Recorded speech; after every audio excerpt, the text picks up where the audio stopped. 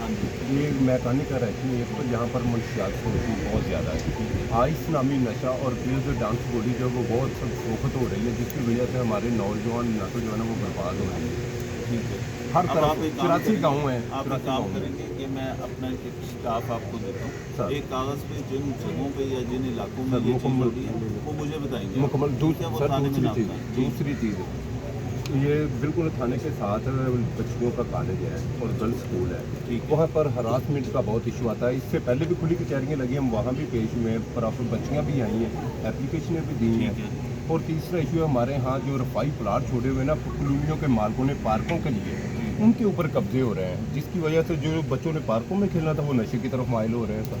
ठीक कह रहे हैं। चलिए, एक तो ये जो ख़वातीन वाला है ना एसपी साहब, इस पे ये करें कि आप अपनी लेडी सब इंस्पेक्टर नहीं, लेडी कांस्टेबल को तो ड्यूटी लगाएंगे, वो तो हम इंश्योर करेंगे कि छुट्टी के टाइम पे वहाँ पे गैर ज़रूरी लोगों की मौजूदगी ना हो। एक दूसरी बात ये कि आपकी लेडी सब इंस्पेक्टर या अच्छी ऑफिसर रिजवाना को कह दें कि आके इधर वो वुमेन सेफ्टी ऐप सब बच्चों के फ़ोन में डालें, ठीक है? ताकि अगर कोई भी ऐसी चीज़ है वो रिपोर्ट करें।